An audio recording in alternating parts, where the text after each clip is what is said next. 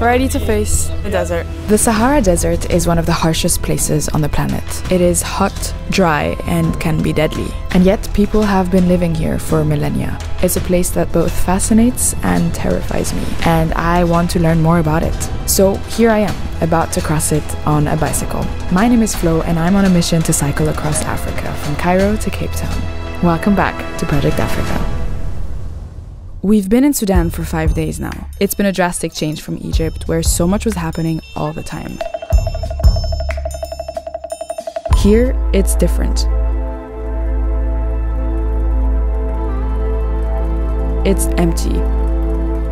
And it's only starting to hit me now that I'm in the middle of the desert. I can't believe that I've made it this far. I'm not a pro cyclist. I didn't even own a bike until this one. I don't know anything about Sudan. What I picture when I picture Sudan is desert. That's it. Now, this is my home and my only lifeline. And to reach the capital city, we still have 2 long and brutal sections coming up. So how am I going to survive in the desert? I don't know. I guess there's only one way to find out. My friends Rob, Tim, and I say goodbye to the family who kindly hosted us in their home last night. And with our fully loaded bikes, we head out of Dongola and cycle towards the desert. And the challenge starts pretty much immediately as we meet our new invisible enemy. I can't even see with this wind. I can't see.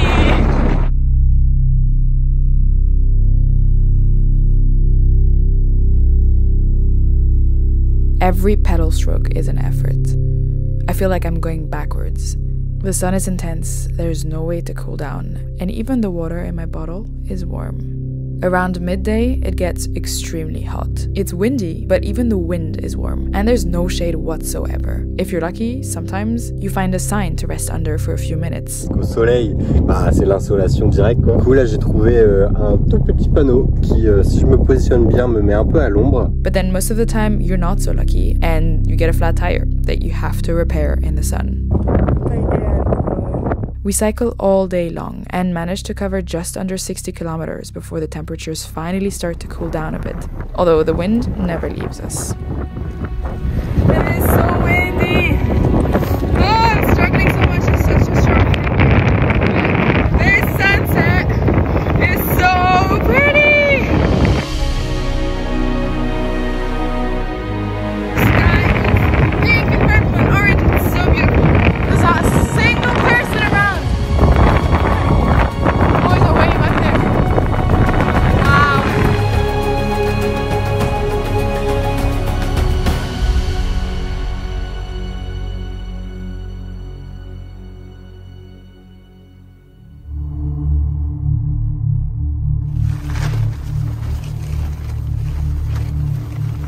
Woke up in the desert.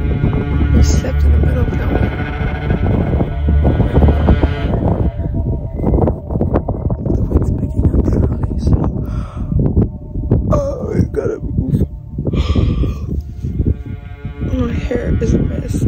The nights in the desert are cool and quiet, but as soon as the sun rises, it's not long before the extreme heat kicks in again. Sometimes Rob, Tim, and I cycle together and talk, but the majority of the day we're spread out, each going at our own pace. It's just me and my thoughts, and this one long road in front of me. This is the hardest thing I've ever done. I actually feel like I'm swimming against the current, except I'm cycling and the current is invisible. It's actually so hot right now. I'm struggling. I'm starting to see things. Like, honestly, there's a bunch of rocks on the side of the road. I thought they were potatoes. And in the distance, my vision is getting blurry. It's really hot. And it's only February. I can't even imagine what it's like in the summer. I stop. I'm overheating and exhausted. This is not fun at all. What's the point of all this effort? The first couple of days were amazing. We met a lot of people, learned a lot, but now I'm just over it. I am literally in the middle of nowhere, in the desert. So I just sit here, on the road, in protest. But it's so pointless. There's nothing I can do but keep going. I don't even know where Rob and Tim are at this point, so I pick myself up and get back on my saddle. It was just so hot today. 100 kilometers is a lot in one day. I'm carrying 65 kilos, even though I only weigh 50. 10 of it is water, but it's tough. And I'm doing it. I am doing it, pushing myself, and I'm proud of me. The sandy landscapes are infinite, and as I carry on, I begin to think about how small I am. A tiny speck slowly moving through the Sahara. Yes, the desert is harsh, but there is a beauty to it. I think you just have to remember to pay attention.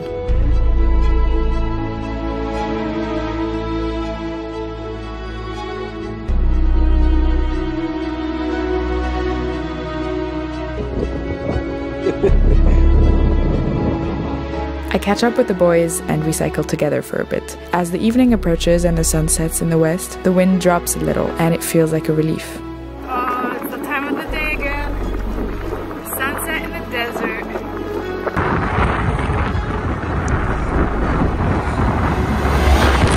Ah, what the hell? That was so strong. We're cycling into the night.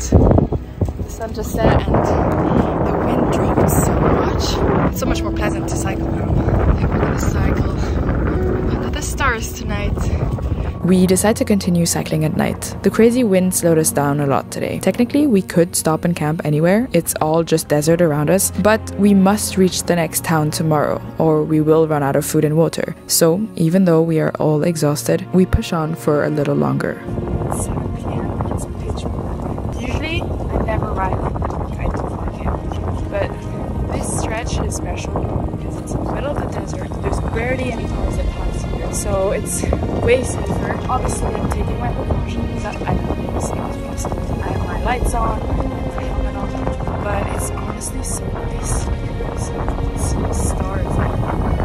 Riding my bike and I can see the stars so clearly. It's just beautiful. Eventually, we stop, set up camp, make some food on the stove, and go to bed.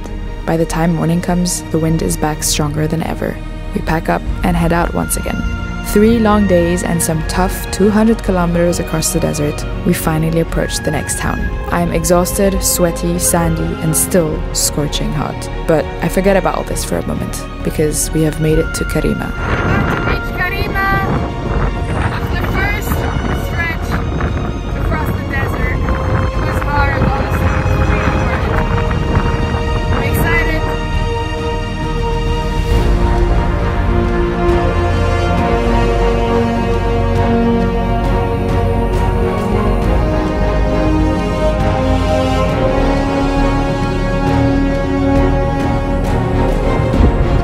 Pyramids in Sudan. Who would have thought? Pyramids in Sudan. This is incredible.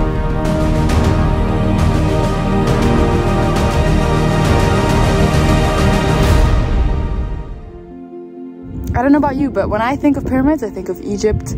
I think of the pharaohs. I don't think of Sudan. And granted, they're a bit smaller, but they're as impressive. And there's not a single person around. There's not a single policeman. There's no security. There's no fences. There's no other tourists. It's just us and the pyramids, and we just rode right next to them with our bikes, and it's just amazing. Who would have thought? I'm still very, very hot. Like, I'm overheating so much right now, but I'm still enjoying this a lot. This is beautiful.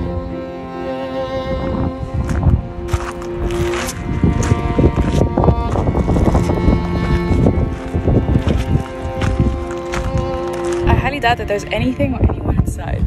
But what I know for sure is that there's no one outside. What? How is there nobody else here? We just got the whole place to ourselves. Is it just tough? Oh, the rock is pretty cold. I guess we could also climb it.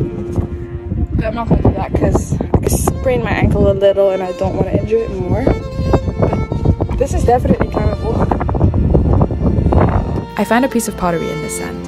It's ancient. It's just incredible to be here. These are the pyramids of Jebel Berkel, built by the rulers of the Kingdom of Kush around the 8th century BC. These Nubian pyramids were built over a few hundred years to serve as tombs for the kings and queens and wealthy citizens of the Kush kingdom. They were heavily influenced by the ancient Egyptian pyramids, which I visited in Egypt over a month ago now, although these are shorter and much narrower. They were built from stone and mud bricks, much like the ones at the Kermada Fufa, which we explored a few days ago. Today, Sudan has over 200 pyramids still standing, twice as many as Egypt, and some of the better known are in Meroe. It's incredible to see how well these were preserved. Well, for the most part. Unfortunately, many pyramids were partly destroyed in the 19th century because an Italian treasure hunter, Giuseppe Ferlini, was searching for gold and thought that blowing them up would be a great idea. This place is remote and difficult to reach, plus very few people visit Sudan to begin with. So there are no tourists here. It feels special to be visiting this country. It's so rich in history, and I had no idea. I don't know this at the time, but we were probably the last tourists to come here for a long, long time, because shortly after we left the country, the war in Sudan broke out, and nobody knows when it will come to an end. Oh my god, wow! After like 170 kilometers in the desert, it's heaven. Just a fresh tomato.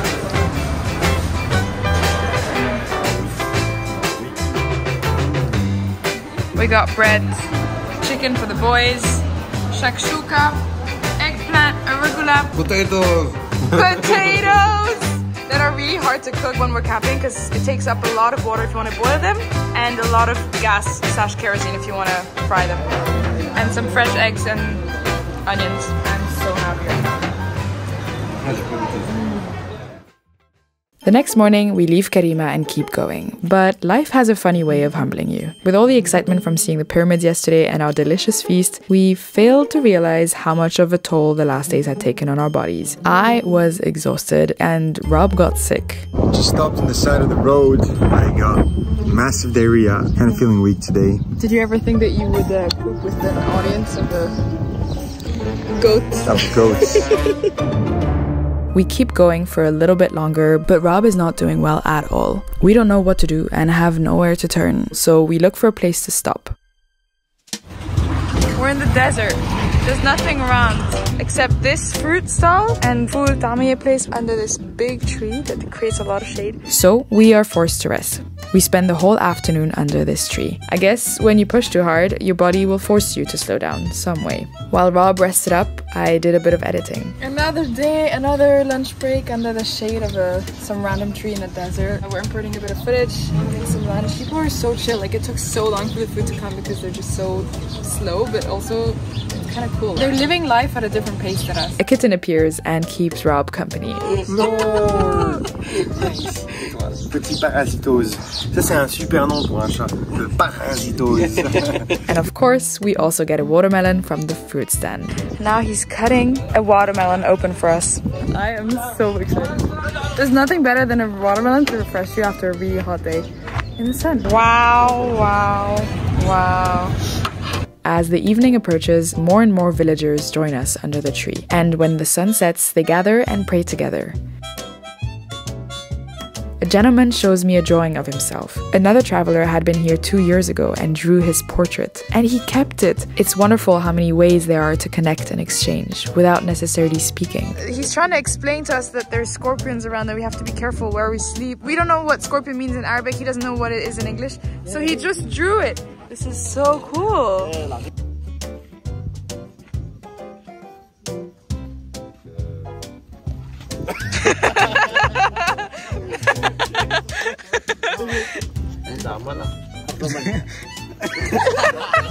It's a drawing competition at this stage. He's starting over. Wow. Snake, that's a snake. We have the whole village as well. All the farmers of the village came out to watch this spectacle. We woke up this morning and they brought us tea and biscuits. And we got dates as well. Breakfast of locals. بلح ايه دي دات بلح ouais c'est super bon. شوفي بالبلح فيتامين ده فيه فيتامينات وفيه يعني انتوا اقول لك شنو يعني اقول لك على بلاطه يعني الفياجر اللي بتسوى انت الفياجر هي دي نحن فياجرتنا دي كله هو دي في مثلا في بيبي C'est bon pour pas avoir le gros. أنا أمي من هند. بالهند كمان نشربوا شاي الصبح، شاي مع بسكوت. انتوا من وين من أسام. تعرف أسام؟ أسام في كتير شاي، كتير. زمان كنت ببيع لساتر بوابير مكينات من المويه بجيبها. الإزبيرات اللي هذا إزبير بيجي للغيار تجي من راجكوت في الهند وبومباي. الهنود هنا صح، هنا في هنود هنا كثير. حي عندنا حي كسلة والخرطوم Tarek answers all our questions about life in Sudan. Like the other Sudanese we met over the last few days, he is unconditionally kind, generous, and curious. We show him how we filter our water for the day, and he shares some of his knowledge with us. So the locals use these, which are dried up leaves from probably big trees or palm trees. They use them to make roofs, and the shade under it is amazing. It's so cool because it still lets in a little bit of air, but also it creates a lot of shade, so it stays very, very cool. It's amazing. They're so resourceful because they don't have a lot, but with whatever they have, they manage to make their lives a bit more comfortable in the extreme conditions. It's so fascinating. Before we leave, he insists to take us to meet his friends at the local market. This is part of his daily life. It is where the whole town gathers, and it's full of life.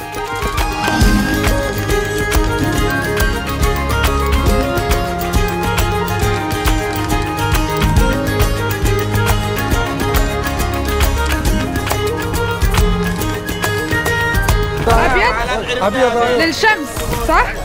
الشمس. This gentleman didn't just invite us to sleep in his home, but also we're having tea together in the market with all these other gentlemen who said, sit down, sit down.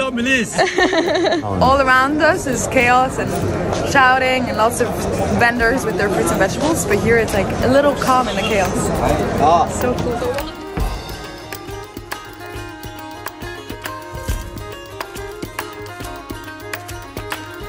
We're in a cattle market right now, and it's so interesting. There's so many different kinds of animals. There's a lot of goats, sheep, donkeys, cows, and camels that are being sold here. This is something that you would not see in Europe. In Europe, you have markets for fruits and vegetables, but you do not have markets for animals like this.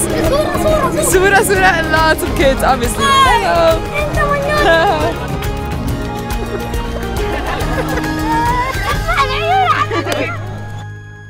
This time under the tree and with our new friends was helpful. We were forced to rest for a bit, and Rob starts to feel better. But now it is time to move on, and we head on to the desert. During the day, we see very few people outside because it's hot, and the Sudanese know to stay indoors, unlike us crazy people. Sometimes when we cross villages, I notice young girls walking home from school, but most of the time, it's just long desert stretches where we see nobody. Well, apart from these guys.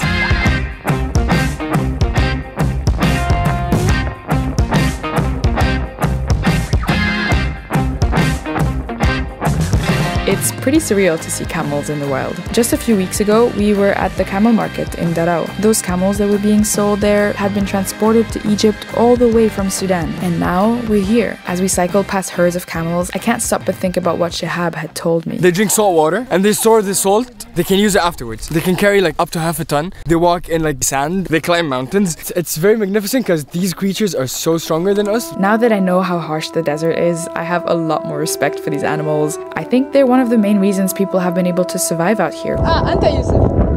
وهو. Nowadays, there are roads and trucks and cars, but back then, it would have been impossible to move without them, to find water and food.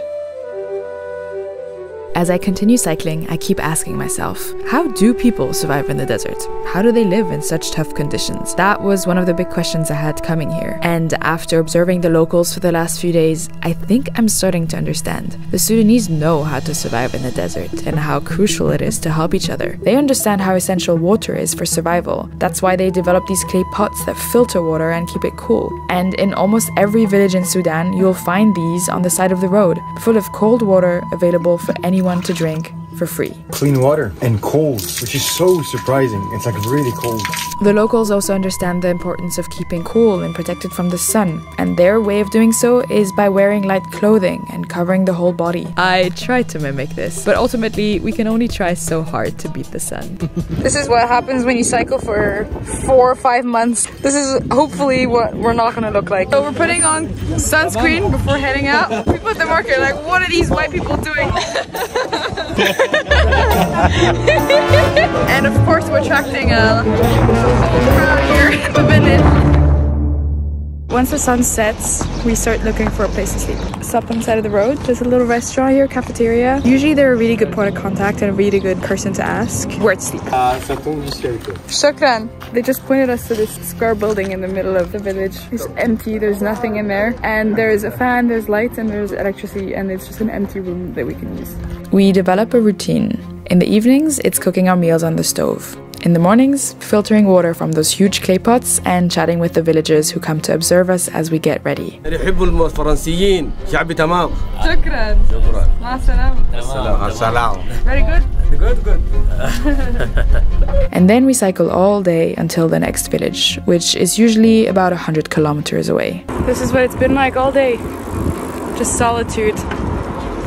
Solitude, sand, sun. Well, you know what's interesting? The desert was so exciting to me 2 weeks ago, but now the novelty is kind of worn off. I got used to this scenery and my mind kind of forgets about it, and I get into a flow state, into autopilot, and I just start writing and writing. We have another 300 kilometers ahead of us before reaching Khartoum, and I feel like this should start to feel easier now that we've got a bit of a routine. It's not. It's still really tough, but I think I know what to expect now, and that gives me the confidence to keep going. That's it. Our final leg of the crossing until the capital of Sudan, Khartoum. It's gonna be like a 2 to 3 day in the desert. There's gonna be nothing around. It's gonna be intense. We got lots of water, lots of food, so let's go. For really hot days like this, I got some comfort snacks, emergency food. It's very necessary today. I don't feel so well. So I'm so happy that I have this. I have them stashed in my bags. You can push yourself and go far if you prepare well and think ahead. Almost 110 kilometers across the desert. Very tired. It was so difficult. It was just so hot today. But to go far, you have to go slow, and the locals know this. Initially, when I noticed men sitting around for hours at end, or when our food orders took hours to come, I was a bit judgmental and quick to call them lazy and slow. But I now know that I was wrong. They are laid back during the day, but still extremely hardworking. They just know to conserve their energy. The heat and weather conditions here are so harsh that just existing is tough enough. Surviving is not guaranteed for anyone. And most importantly, the Sudanese understand the importance of rest, and that's something we needed to learn. We saw a couple of men walking in the desert earlier, and they walk such long distances, and I wondered, like, how do they do it? The way that people survive in the desert is by finding ways to stay cool and finding ways to rest in between long distances. We came here, there was not a single person around, but there was a bed. It's probably because they know that whenever people stop, they have a bed to rest on, they can take a nap, or if they're working out in the fields all day, and they can just come and take a nap or rest at the peak hours of heat. It's rare to find shade here, so whenever there is an opportunity to stop, you stop. It's 3 p.m. We did 80 kilometers in the desert. I'm extremely hot. I'm overheating so much. We found a little pit stop. There's shade, there's a bed. It feels so good to just lay down. And there's a bunch of gentlemen now over there that are cutting a lot of onions. C'est pour ça que je pleure. Tu pleures? That makes sense. And there's also a goat there. It's just scared of being eaten all day. Just anticipating its death. Those last kilometers were really hard. It was so hot. And to be honest, waiting an hour for the food to arrive is a great excuse to slow down, rest in the intense midday heat, and connect with my friends. So I'll take it. Wow! Incroyable! Yum yum! At the heart of Sudanese cuisine is ful, or fava beans. That's one of the crops being grown here along the banks of the Nile. And we've been having a lot of it. It's usually the only thing available on the menu, alongside some eggs and bread. But actually, I think ful is not just food, it's fuel. So even though it's usually pretty bland and we eat the same thing over and over again, I'm very grateful for it and have found a new, deep appreciation for it. Ça change un peu, hein? 4. Ouais, parce que Ils sont super rapides. j'ai les écoutes en x2. C'est quoi ça? dedans. Oh, and speaking of fuel, no meal in Sudan can end without some overly sweet tea. That'll help us through the rest of the day. He's serving us tea with a lot of sugar. Wow. Tamam. Tamam. Shukran. Another day is ending, the sun is setting, so we get to look for a place to set up camp now. Assalamu alaikum. Even when we expect it the least, the Sudanese people have our back to push on, and we find the juiciest, most delicious, hydrating thing that we could possibly find. A watermelon salad in the middle of nowhere. This is a blessing. Ah, il nous la coupe en plus. Bâtir, eh? Yay! Shukran. Yum. Shukran كتير. Tim in particular is in heaven because he loves watermelons. Tim has been traveling all the way from France and he's been waiting for people to join to be able to eat a watermelon because he can't eat it by himself. Ça, c'est la vraie raison pour laquelle je reste avec Flo et Rob. Regardez la taille de ces pastèques. After cycling another 100 kilometers, we stop and push our bikes in the sand to get away from the main road. It's the final night in the desert. C'est la dernière nuit dans le désert au Soudan et voici le spot de ce soir. Plutôt sympa. It feels like it was only yesterday that we crossed the border and met those gold miners, but it's been 13 days in Sudan. I have seen and learned so much. I've pushed myself, laughed and cried. I was scared of coming here. I felt unfit and unprepared. I never thought that I could survive in the desert, yet alone cycle across it, but I managed to come this far, all thanks to the locals. This is their home. They've learned to understand it, respect it, and not just survive here, but live. The Sudanese are truly the most welcoming and hospitable people I've ever met. They taught us their way of life and, without even knowing it, helped us immensely on this journey across Africa. And I will never forget this. We've passed 1,000-kilometer mark once again. Can't believe this. We're almost in Khartoum. We only have about 20 kilometers to go. Today was such a tough day. I barely filmed anything, honestly. Didn't have the strength to take out my camera and film, but I was really overheating. And I was sweating so much. I was drinking so much, but I was just overheating a lot. And I guess it's also because my body is tired because we did 200+ kilometer days yesterday and the day before. Finally, we make it to Khartoum. The first half of Sudan is done. Now I'm able to rest for a few weeks and work, or try to. There's a lot to see and do here before we continue cycling south. And I don't know this yet, but the hardest part of Project Africa is yet to come. Very soon, a lot of things are about to go wrong, and I'm here for it all.